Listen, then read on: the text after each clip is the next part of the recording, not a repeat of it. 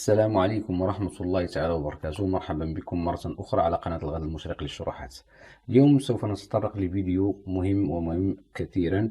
كما تعرفون فموقع كانفا كما ترونها هنا هو موقع مليء مليء مليء مليء بالكنوز، لكن لاستغلال هذه الكنوز يعني أحسن استغلال نجد معظم هذه الكنوز بقسم العناصر. لهذا خصصت هذه الحلقة لكي أي مشترك جديد أو أي متعلم جديد على هذا الموقع يتمكن من الاشتغال على هذا الموقع، خاصة في التصاميم التي يروج لها بطريقة حسنة.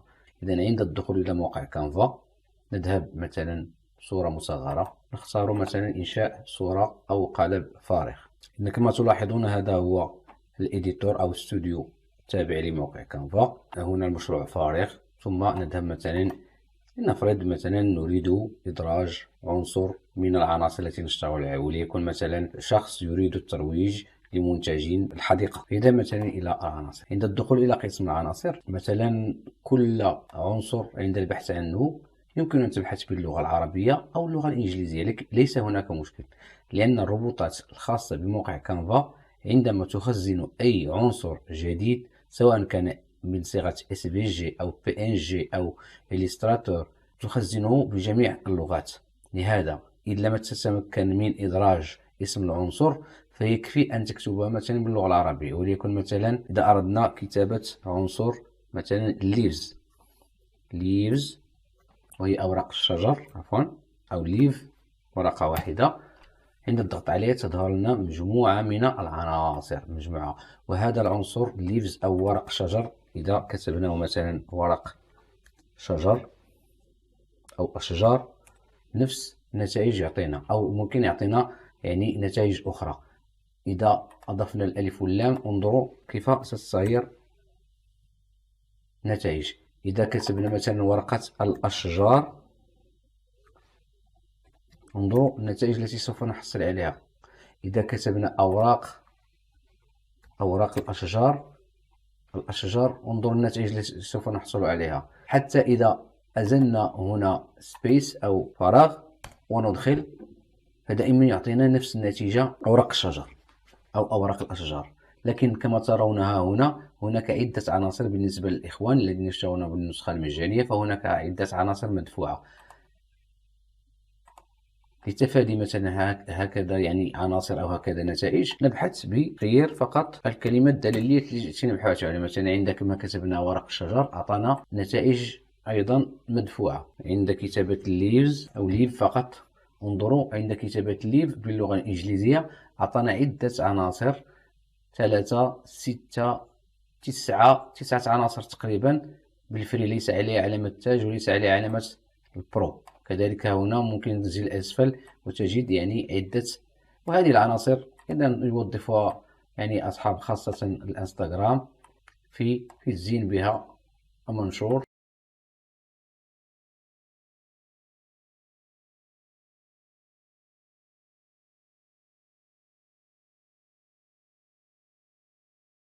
إذا أردنا مثلا عنصر آخر وليكن مثلا نجار أو كاربنتر باللغة الإنجليزية سوف يعطينا نفس النتائج. إذا كما تلاحظون هنا عند الضغط على نجار هنا سوف نبدل طريقة البحث، مثلا وليكن هذا العنصر مجاني. عند الضغط عليه والتعليم عليه انظروا هنا شريط الأدوات لا تظهر عدة خصائص، ولكن عند الضغط عليه انظروا ظهرت عدة خصائص. من جملة هذه الخصائص التي نود أن نتعرف عليها في هذه الحلقة هو هذا الزر الآي أي information أو المعلومات. عند الضغط أنا أريد مثلا أي عناصر أخرى تشبه هذه العناصر فقط أريد أن تظهر هنا. كيف ذلك؟ نعلم على العنصر ونذهب إلى خانة الآي وننزل أسفل ثم نضغط على عرض المزيد من ذلك. انظروا أي شيء له علاقة بالنجارة سوف يظهر معنا في هنا في خانة، سواء كان في قسم البرو أو مجاني. مثلا هذه مجانية، هذه مطرقة، منشار، مبرد، أي شيء. هنا انظروا عدة عناصر، قطعة الخشب، كذلك قطعات الخشب هنا. إذا مجموعة من الأدوات كما تلاحظون، أو نريد مثلا نعلم على هذا المنشار ثم نذهب هنا عرض المزيد بواسطة كليكر فري فيكتور، هذا هو صاحب البراند. عند الضغط عليه تظهر لنا هنا براند، كلمة براند يعني الشركة أو المصمم الذي وضع هذه العناصر، فيها عناصر مثلا خاصة بالنجارة وعناصر أخرى خاصة بنيشات أخرى أو موضوعات أخرى من نوع إليستراتور كما تلاحظون SVG.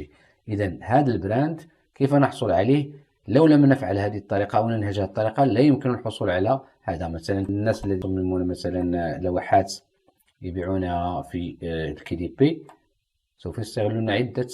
عند الضغط على هذا العنصر انظروا هنا توصية سحرية، نضغط على عرض الكل وسوف تظهر لنا عدة عناصر لها نفس التخصص أو نفس تشبه هذه العناصر. إذا عدة طرق أو عدة عمليات في مربع البحث كيف نحصل على ما نريد بطريقة سهلة جدا.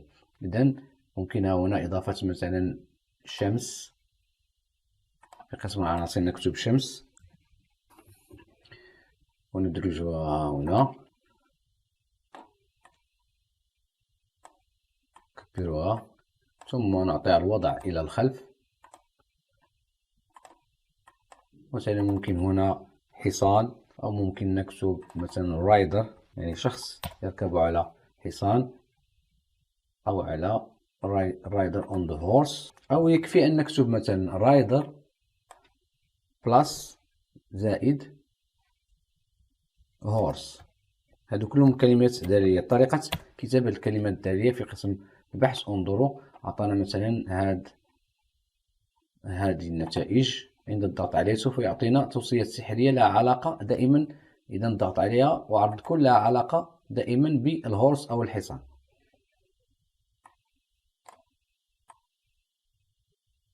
مثلا هذه لوحة جميلة يمكن إدراج مثلا لاستكمال هذه اللوحة على سبيل المثال إدراجها هنا في قسم العناصر إدراج عشب. كيفما كان الحال تبحث باللغة العربية تبحث باللغة الإنجليزية فسوف تجد نفس النتائج أو نتائج تقريبية. عند الضغط على عشب انظروا أتانا بنتائج أخرى قريبة من أوراق شجر ليفز، ولكن عند كتابة جريس انظروا نتائج أخرى. إذا كلمة الدلالية ما نريد أن نترجم مثلا هذه الكلمة سوف تعطينا في تراديكشن جوجل عشب، ولكن انظروا النتائج ها هنا استبدلت معنا بطريقة أخرى. مثلا إدراج هذا العشب ها هنا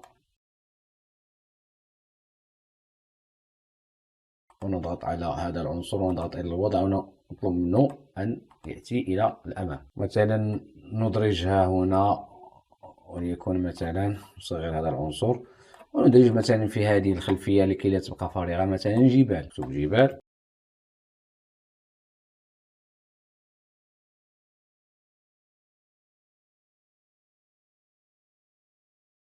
هكذا ممكن إدراج مثلا هذه الشجر ها هنا واللون إلى الأخضر.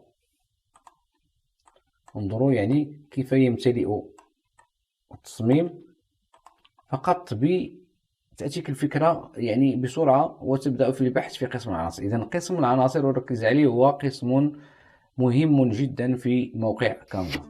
إذا نكتفي اليوم إلى هذا الحد، على أمل اللقاء بكم في حلقة قادمة إن شاء الله لكي نستمر في المزيد في هذا القسم، نبحث فيه جيدا ونستخرج منه أغلب وأجود وأحسن الكلمات الدلالية. دمتم في أمان الله، لا تنسوا الضغط على زر لايك وبتعليق محفز لكي نستمر في المزيد، وإلى حلقة قادمة إن شاء الله، والسلام عليكم ورحمة الله تعالى وبركاته.